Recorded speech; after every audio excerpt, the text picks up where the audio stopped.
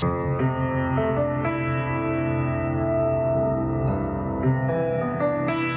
to Episode 1 of the History of Elections podcast.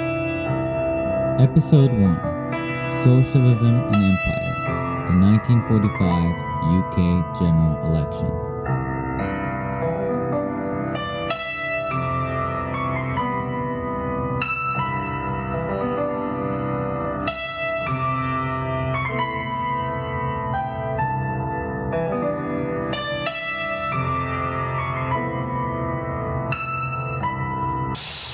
August 1st, 1945.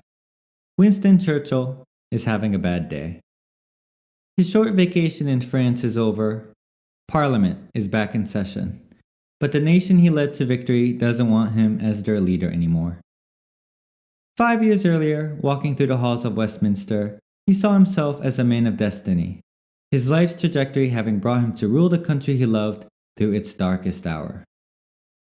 Just slightly less than 3 months earlier, he addressed a roaring crowd from the balcony of the Ministry of Health building, proclaiming to the entire world that Britain and its allies had defeated Nazi Germany. Just 6 days prior, on the day the election results came in, he had a nightmare in which he envisioned his own demise. He woke up depressed with a stabbing sensation in his chest, and the news that his party had lost 189 seats. His hope of continuing to serve as Prime Minister was dashed. His wife Clementine said to him that the defeat might be a blessing in disguise. Churchill replied, "At the moment it seems quite effectively disguised." With his destiny now sealed, Churchill returned to the House of Commons to sit on the side of the room opposing the new ruling party. As he entered the chamber, his conservative colleagues stood. They sang, "For he's a jolly good fellow," to the old man. But for the 390 Labour MPs now on the side where Churchill once sat, responded with a song of their own. Before the Conservative MPs had realized what was happening, their little song was drowned out by Labour members singing the party's adopted anthem, The Red Flag. Oliver Lyttelton, Churchill's close friend and colleague, sensed the significance of this moment for himself and his party. He would later write, "My complacency melted in a minute. I began to fear for my country."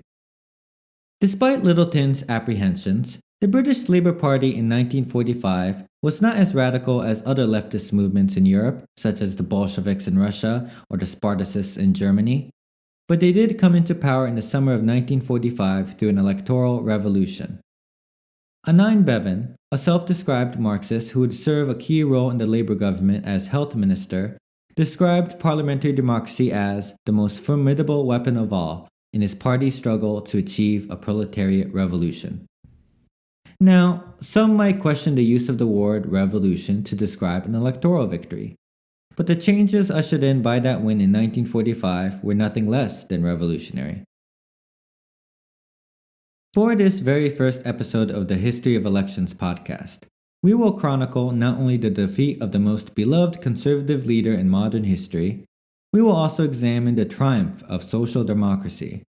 While the political defeat of a titan like Churchill is certainly rich in historical significance and drama, the British Labour Party's success at implementing a welfare state through the democratic process is perhaps more impressive and more consequential. Because in 1948, only 3 years after a war that had nearly destroyed the country, the British government under Labour established the National Health Service. It was the very first healthcare system in the world to offer universal care to everyone. The National Health Service was launched in the same year London hosted the 1948 Summer Olympics. If you remember the opening ceremony of the 2012 Summer Olympics when London hosted the event again, you may recall that quirky routine with dancing nurses and sick kids in hospital beds, paying homage to the NHS. The National Health Service has become such a staple of British life that both Labour and Conservative parties compete for votes on which side could quote-unquote better improve the NHS. Although satisfaction has fluctuated over the years, no one ever talks about getting rid of the healthcare system altogether. While over 60% of the British public now expresses satisfaction with the NHS, in contrast, only 25% of the US public say the same about their healthcare system. Universal healthcare has long been a contentious political issue in the US, and for many, it may seem like an impossible dream to ever come to reality. For these contemporary skeptics, a look at the 1945 labor victory promises to be illuminating, as it shows just such a system coming into being across the Atlantic 74 years ago. This is the story of the 1945 UK general election. So we will begin our story with a very brief history of the Labour Party. The Labour Party began in 1900 when some trade unionists and socialists got together to form what was then called the Labour Representation Committee. At first, they were not very successful as a political party, acting mostly as a pressure group and winning only 2 seats in Parliament in their first election. But in the following election in 1906, Labour went from 2 to 29 seats in Parliament. But even this modest success was due, in large part, to an informal pact with a party known as the Liberals, who were, at the time, the main opposition to the ruling Conservative Party. Most of the seats Labour was able to pick up in 1906 were simply ones where the Liberals had chosen not to put up a candidate. An alliance with the middle-class bourgeoisie was ironically the springboard for the quote-unquote socialists of Labour. In fact, during World War I under the Liberal premiership of H. Asquith and David Lloyd George, Labour members would actually serve as cabinet members in a coalition government. This inclination towards practicality over ideology came to benefit the Labour Party. After World War I, Labour would replace the Liberals as the main opposition to the Conservatives. In 1918, Labour received over 2 million votes for the first time, far surpassing the 300,000 votes they received in the previous election. Labour had gone from a small pressure group to the second biggest political party in less than 20 years. With the 1923 election, Labour had enough seats to form a minority government with Ramsay MacDonald as their party's first prime minister. While this tenuous hold on power did not even last a year, 1929 brought a second win for MacDonald, one which would endure for the next 6 years. Now, MacDonald's legacy within Labour can best be described as mixed, and that's if we are going to be generous. One might think their first prime minister would be seen by the Labour Party as a hero. But in 1931, during the Great Depression, MacDonald felt the need to cut unemployment benefits and wages for public sector workers to address the rising deficits. His Labour cabinet ministers threatened to resign, but instead of capitulating, MacDonald decided he didn't need them anymore. He could carry out austerity measures without them. So, MacDonald formed a quote-unquote national government in a coalition with the Conservatives and Liberals. Not surprisingly, MacDonald was expelled from his own Labour Party, which then went on to challenge his quote-unquote national government in the 1931 election. Things did not go well for Labour, which suffered a crushing defeat. In that race in 1931, Labour lost over 200 seats, leaving them with roughly 50 seats in Parliament. While the so-called national government won, returning MacDonald to the premiership, the real winners were the Conservatives, who accounted for 470 of the 554 national government MPs. As these numbers indicate, the national government, though it was led by a turncoat Labour leader, was essentially a conservative government. The austerity measures they set about implementing, however, turned out not to be so popular. Unemployment was pervasive, poverty was extreme. The announcement of wage cuts for public sector workers even led to an infamous mutiny from at least 1,000 sailors in the Royal Navy. So, the political pendulum will swing, and Labour will make a comeback, reclaiming about 100 seats in 1935. More importantly for our story, they will have a new leader. Unlike MacDonald, the new standard bearer will be someone the party will look back on fondly and with pride. We now bring into the stage Clement Atlee. Clement Atlee is an unlikely protagonist of this story. He lacks the poor, working-class background that other left-wing Labour figures can boast of. Attlee's eventual Minister of Health, Anine Bevan, for example, earned his bona fides working in the coal mines at age 13. Atlee, on the other hand, was born privileged in 1883 to an upper-middle-class Liberal family. Rather than through any first-hand personal hardships, Atlee was radicalized, drawn to the labor movement by simply witnessing the conditions of the slums in working-class neighborhoods. Now, if you just Googled Clement Atlee and found an image of him, your first impression might be that he shares a striking resemblance to another notable left-wing figure, that being none other than Vladimir Lenin. With a bald head, squinty eyes, and skinny to lean figure, Atlee's resemblance to Lenin led at the time to ironic comparisons made by newspapers and critics alike. But many who actually met Atlee described him as a pretty innocuous figure.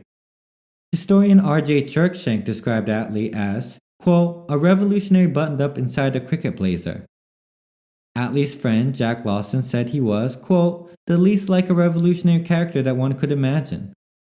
Writer Malcolm McGuggeridge famously called Atlee a sheep in sheep's clothing. And Atlee was indeed a quiet, bookish man. He didn't chain smoke cigars, drink whiskey every day, didn't have an iconic hat or signature hand gesture. He was quiet, shy, reserved, and even introverted. While Churchill enjoyed drinking late into the night with his cronies, Atlee preferred to sip his customary bedtime cocoa with his wife. And unlike Churchill, who believed the premiership was his destiny, Atlee looked at the job of being prime minister as, well, just that. A job he had to do well. Atlee lived a modest and humble life. In 1939, he sponsored a Jewish mother and her 2 children fleeing Nazi Germany and allowed one of the children to live in his home. The details of the story was only revealed in the last few years recently, as Atlee himself never really spoke of what he did to personally save children from the Holocaust. He didn't even use the story for political capital to make himself more appealing to the electorate.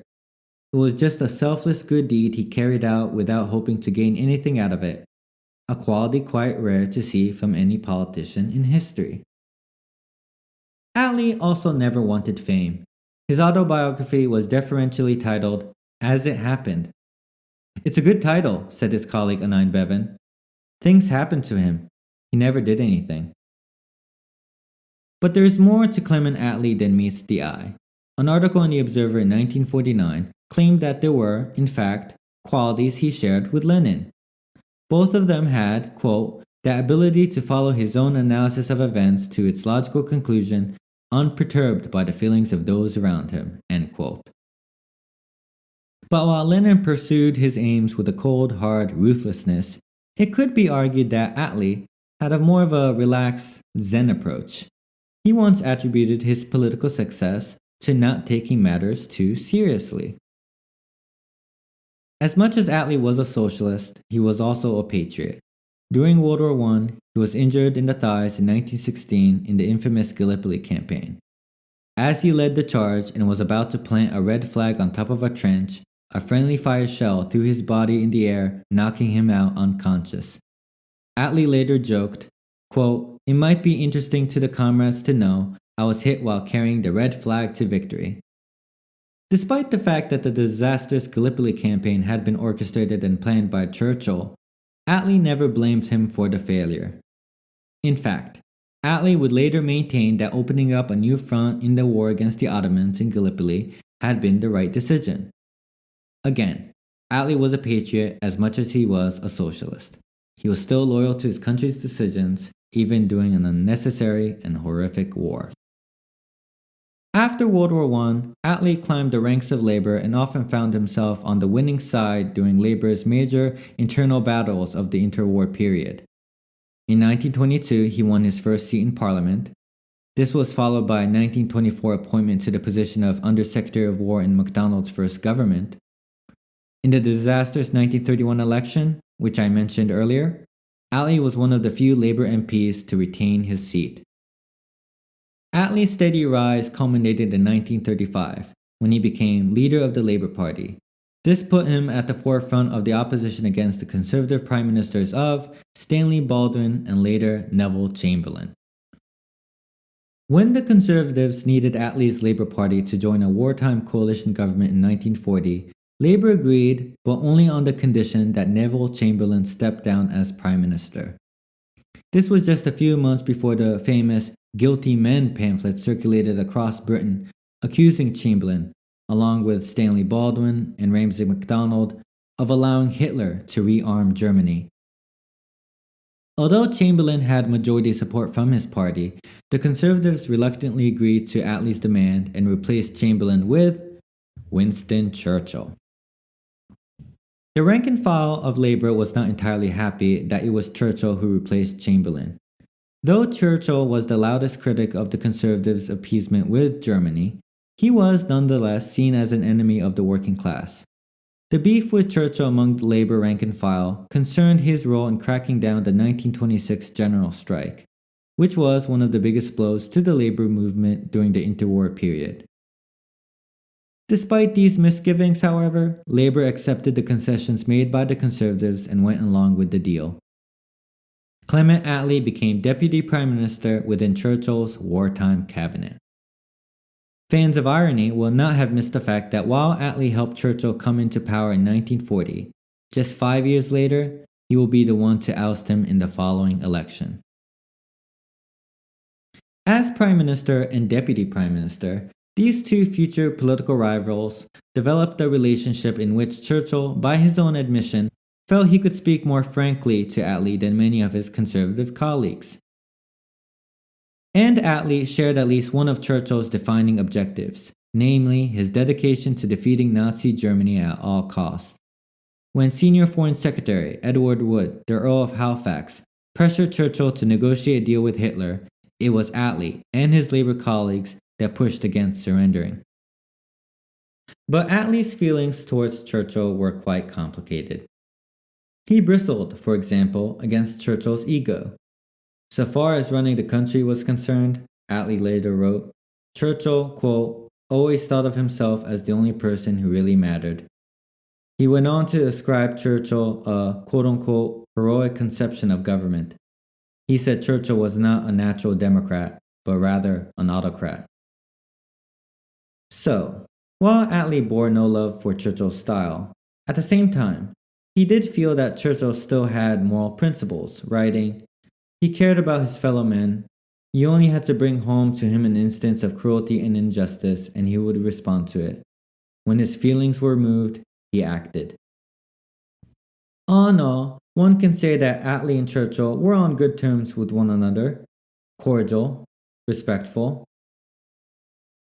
Attlee's respect for his former colleague was vividly on display in the dramatic scene I described earlier, as Labour members belted out the red flag anthem to drown out the Conservative homage to Churchill.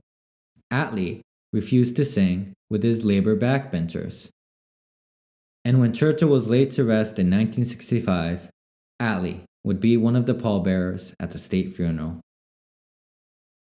Attlee and Labour as a whole also benefited and gained support during wartime. In the early stages of the long trajectory that led to Labour's victory in 1945, we saw how support from another party, the Liberals, helped them gain a political foothold. During the war years, Labour would once again get a boost from the Liberals. This time, it would come from Liberal Party economist named William Beveridge. In 1941, Beveridge conducted a survey and made suggestions regarding the future of British welfare.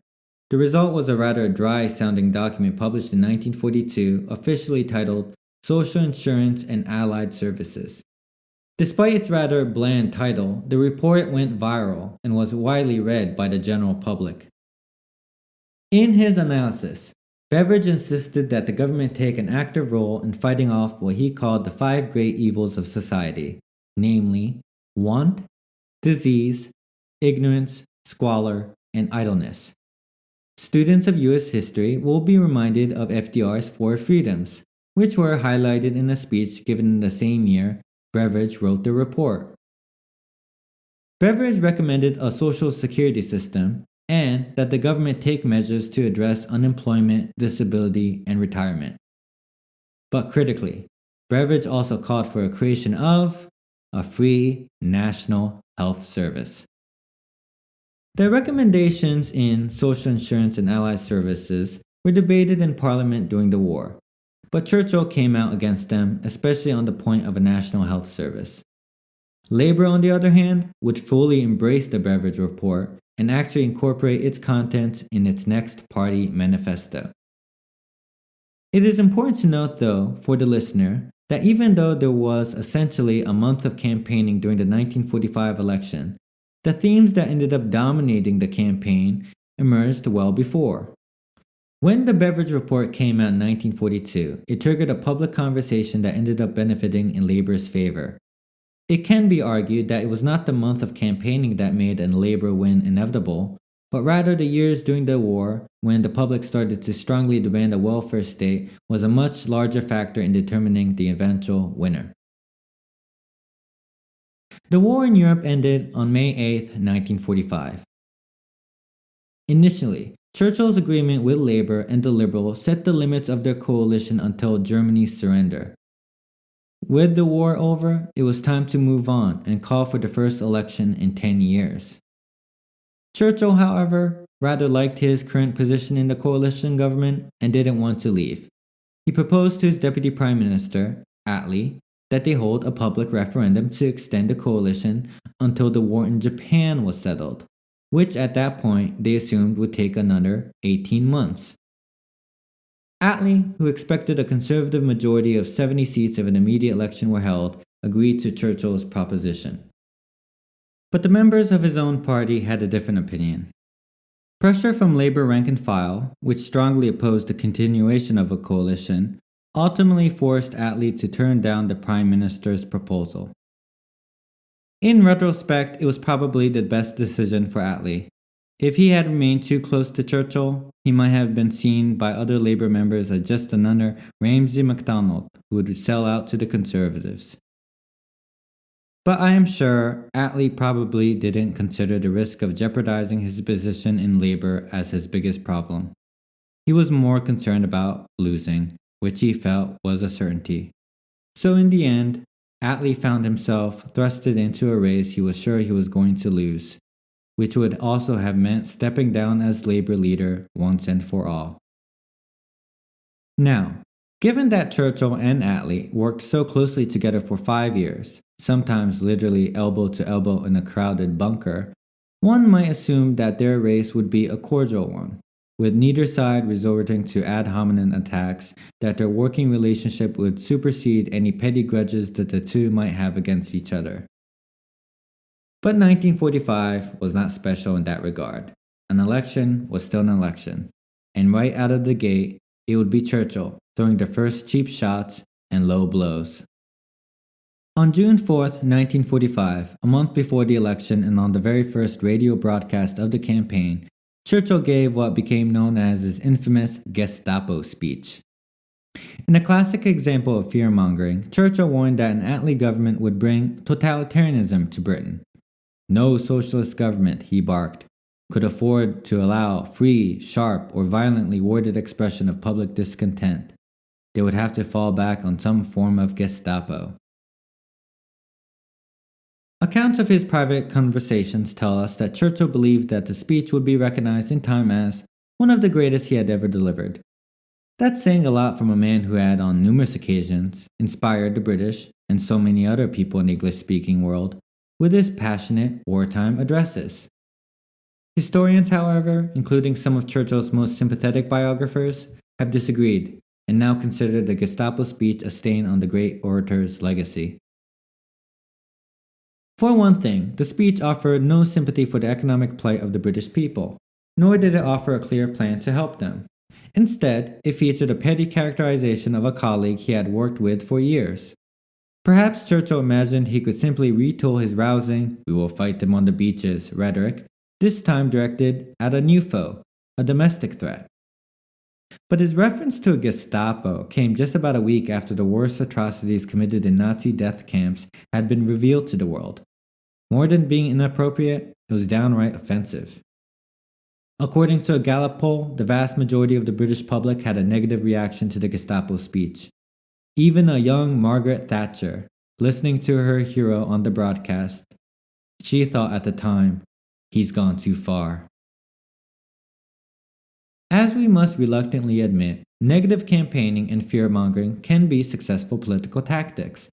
The problem with Churchill's claim that an Attlee government would bring a Gestapo to Britain was not just that it was insensitive, it smacked of hypocrisy. After all, Attlee and many other Labour MPs had served with Churchill in his wartime cabinet, fighting the very Nazis to whom Churchill was now making comparisons. And wasn't it Churchill who had initially wanted to preserve the coalition government? If Churchill sincerely believed an Attlee government would unleash the Gestapo, why was he so happy to have them stay in his cabinet? The next day, on June 5th, Attlee responded to Churchill in his own broadcast. In his opening, Attlee pointed out that, ironically, it was Churchill himself who, quote, wanted the electors to understand how great the difference was between Winston Churchill, the great leader in the war of a united nation, and Mr. Churchill, the party leader of the Conservatives. This was a masterful stroke by Labour. The Labour Party leadership understood they could not run against the beloved Churchill, the wartime leader, but Churchill, the Conservative leader, that was altogether something else. In drawing this distinction, Attlee was liberating himself from the daunting task of running against a living legend. Not only did it humanize Churchill, it turned public focus to the apprehensions of the Conservative Party. It stirred latent worries that would now be used to offset Churchill's celebrated wartime reputation. For you see, the Conservatives were still remembered for years of cuts to benefits and wages under the rule of the quote-unquote national government during the Great Depression. Additionally, voters had not forgotten that the infamous guilty men were mostly Conservatives. Those were the guys like Chamberlain, Baldwin, and we can, of course, throw in MacDonald, who had nearly lost the war in the early stages of Hitler's aggressions. The best hope of the Labour Party, therefore, was to run a disciplined campaign that focused on the Conservative Party, not Churchill. In his broadcast, Attlee also stuck to the issues that would resonate with struggling voters. His voice slightly quivered with emotion as he recalled times when children worked 16 hours a day in sweatshops for pitiful wages and when thousands died from poor sanitation. That same voice swelled with pride as Attlee reminded his listeners that it was Labour, not the Conservatives, that fought for these issues and championed workers' rights. Although Churchill continued the use of fear-mongering in his subsequent broadcasts and to evoke the word socialist as a warning label, interestingly, Labour themselves avoided the S word, even if in their hearts of hearts they believed in the socialist cause. In Labour's election manifesto titled, "Let Us Face the Future," socialism was only sparsely mentioned. What mattered more was the bread and butter issues that the average voter can grasp: housing, wages, healthcare. The Conservative Party had their own manifesto, of course, and it was titled Winston Churchill's Declaration of Policy to the Electors. The focus on the man in the title was repeated emphatically in the pages that followed. Instead of looking to the future and the pressing issues of the day, the Conservative Manifesto called on voters to thank their leader, to let him finish the job. Basically, it offered nothing more than Churchill himself. It was as if he was all they had, and all he had was his big personality. Indeed, Churchill himself privately murmured, referring to voters, quote, "I have no message for them." In short, the Conservatives were hoping that a grateful electorate would simply give Churchill a victory in return for winning the war. But alas, they seem to have overestimated the extent in which British goodwill towards Churchill would translate into votes. And looking back, we can't really blame them. During the war, Churchill's approval almost never polled below 80%. In an August 1944 poll, a large plurality wanted some form of coalition government under him or Foreign Secretary Anthony Eden. In the same poll, only a small plurality expressed a desire for an exclusively Labour government. In another poll taken in early January of 1945, while 20% wanted Churchill to lead a post-war government, only 4% said Attlee. If the 1945 UK general election had been more like a US presidential race, Churchill would likely have crushed Attlee. And if there had been a primary system, Attlee might never have even been the party's candidate, losing out to larger personalities within Labour like Herbert Morrison or Ernest Bevin. If we look more closely at the political climate in 1945, however, we can see signs that Churchill's stature was not as formidable as the Conservatives assumed, nor was his popularity as secure as the polls suggested. For one thing, neither political party at the time could boast much enthusiasm within the British public, making Churchill's popularity somewhat relative. A survey of feelings among service members, for example, discovered that 4/5 were convinced that none of the parties would do what they wanted. While a significant plurality of voters supported a continuation of a Churchill-led government, by March of 1945, a slight majority had become willing to vote for an anti-conservative popular front. And while the war effort had certainly united the British under Churchill's rule, when it came to domestic policies, conservative leadership was about as popular as it had been during the Great Depression, which is to say, not very. So as we look more thoroughly at the UK in the summer of 1945, Labour's defeat of Churchill seems less like an unlikely victory by an underdog against an all-powerful opponent. With a wary and pessimistic electorate, the swing away from the Conservatives almost looks inevitable. And we must not overlook the fact that Labour itself was able to benefit from its role in the wartime coalition government. It could claim credit for the successful actions of the war, and it could also escape blame when domestic policies fell short. Finally, Labour represented change, just as the moment when the status quo became unbearable. This is the pendulum theory of the 1945 UK general election. But there's more to the picture, and it would be a mistake to characterize Labour's victory as the triumph of negative enthusiasm, which is how one MP put it. After all, Labour's platform was still very popular, even if the party itself was not. Thanks to the Beverage Report, a majority of the British voters supported the idea of a state-run health service. The nationalisation of the Bank of England, the coal mines, electricity, and railways also enjoyed widespread support. There was also this idea that sprung up during the war that perhaps socialism was at least, quote-unquote, efficient. It is hard to imagine from a post-Cold War perspective, but the Soviet Union wasn't always viewed as a failed state. During the war, there was constant news coverage in the British press of the successes of the Red Army on the Eastern Front. A Gallup poll in June 1942 found that 62% thought that Russia was more popular with the British than the United States. And this was just a few months before the start of the Battle of Stalingrad, which received great enthusiasm from the British public when Russia eventually won. Some of this helped increase membership for the British Communist Party during the war, but it was Labour, more than any other political party, that was seen by the public as the British counterpart to Soviet communism. They didn't want the European socialism of Marx and Engels, but more the British socialism of Robert Owen and William Morris. A great many in 1945 Britain may have had an appetite for a proletariat revolution, but it was still one that was patriotic to the monarchy, led by a political mastermind like Lenin, but with a more Victorian set of values. In this picture, Clement Atlee was the perfect, traditionally English gentleman for such a job. Though voting took place on July 5, 1945, the results were not announced until July 26, as 3 weeks were needed to count the votes from service members overseas. It was, as mentioned earlier, a landslide for Labour, giving them their first working majority. It was the first time in the party's history that it claimed more of the popular vote than the Conservatives. The election also marked an increase of not just Labour MPs, but actual MPs who were labourers. Of the 383 new MPs elected, 44 were lawyers.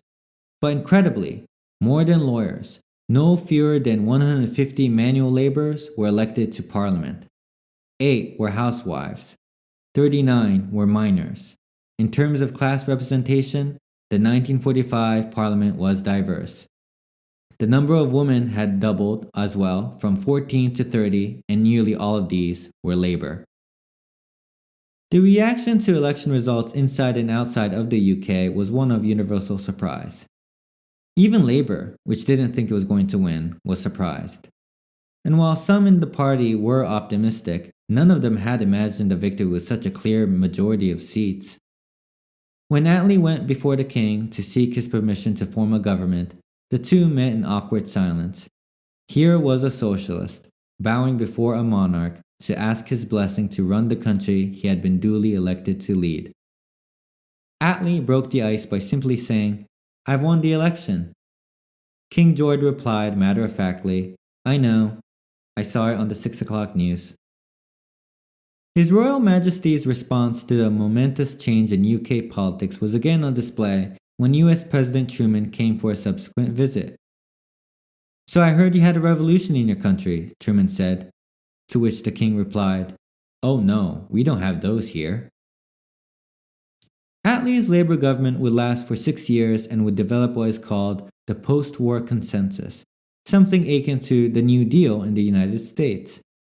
It lowered the unemployment rate below 1%, they built hundreds and thousands of public homes each year, and nationalized key industries. But its lasting triumph came in 1948 with the establishment of the National Health Service.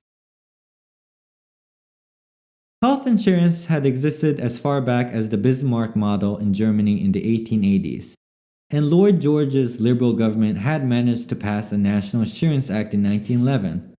But this precursor to the NHS provided limited healthcare access to only about 40% of the population.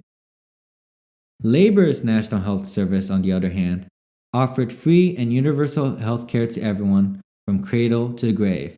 It was the first of its kind. This was a stunning accomplishment, especially for a country that had so recently endured bombing raids and the destruction of its economy. Now, it must be said that there is some truth to King George's comment about Britain being exempt from revolution. For Attlee's government, like Attlee himself, was not entirely that radical. Certainly, as we will see, it was not radical enough for some. While it is true that some of Attlee's cabinet ministers, like Minister of Health Annie Bevan, were to the left of him, his Foreign Secretary Ernest Bevin was a staunch anti-communist Cold Warrior. And yes, those are two names, Annie Bevan and Ernest Bevin.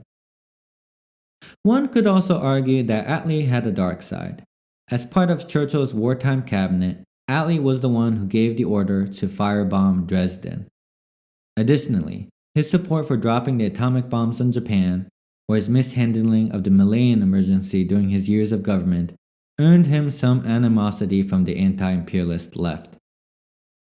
Some critics of the left at the time also felt that Attlee wasn't going far enough in his domestic policies. George Orwell, for instance, believed that a Labour government should have used its supermajority and its support among service members to stage a full-scale revolution and attack the British upper class and confiscate their wealth.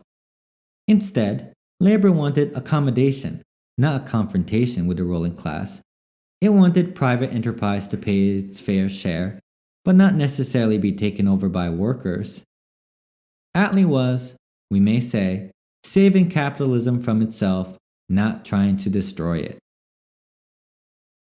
His own words make this clear, quote, "It is time that the Labour Party ceased to mouth Marxian shibboleths about the proletariat having nothing to lose but their chains. It is just not true." Attlee didn't think the working class in Britain was ready, or even wanted, a type of socialism that the founders of the Labour Party may have intended. But before we close this episode off, let us ask a simple question. What explains Labour's victory in 1945? We've seen some of the factors already: dissatisfaction with the Conservatives, the so-called pendulum effect; Attlee's campaign strategy of dismystifying Churchill; the popularity of Labour's policies. Certainly, all of these contributed to Labour's stunning win. And while there is no single factor that can be identified as decisive, I would like to offer my own brief suggestion regarding a change in attitude among the British public that may have given them a new predisposition towards the socialist label. The British people, having gone through a long war, developed new sets of values. The battle against Nazi Germany was a collective effort.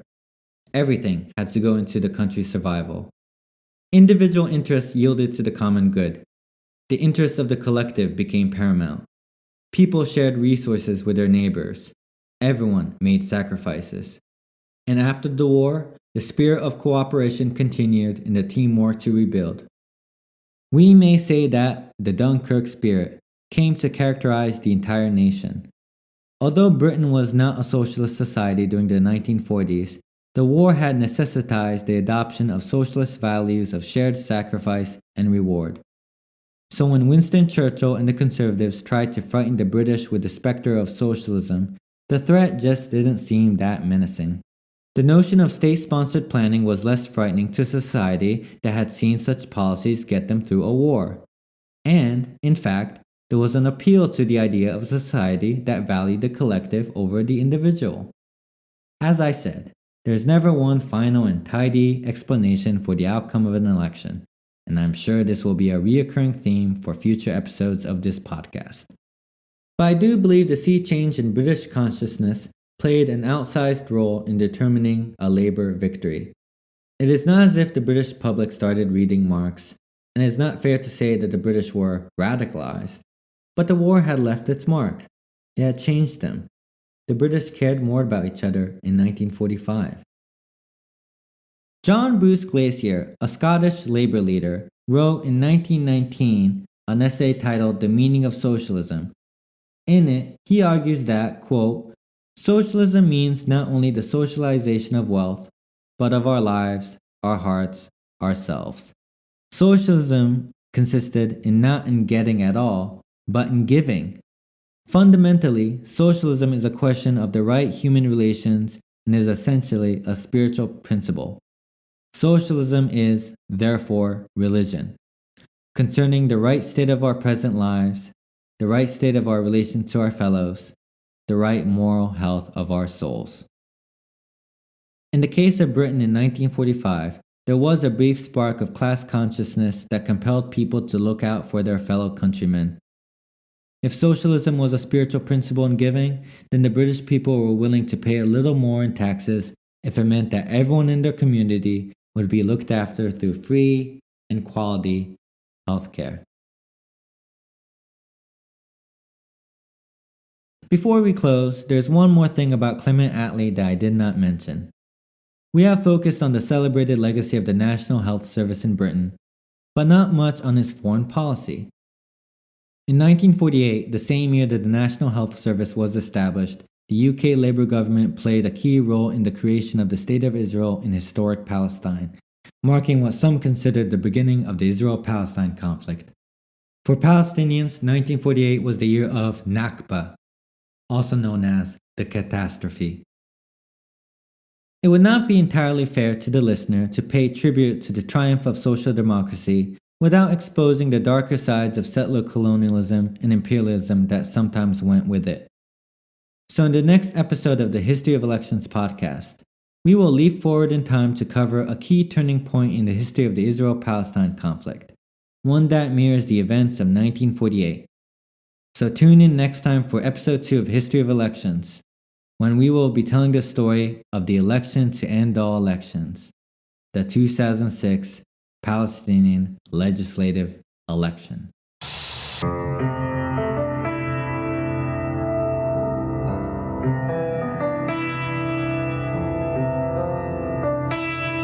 Thank you for listening to History of Elections podcast. Be sure to rate and subscribe for more.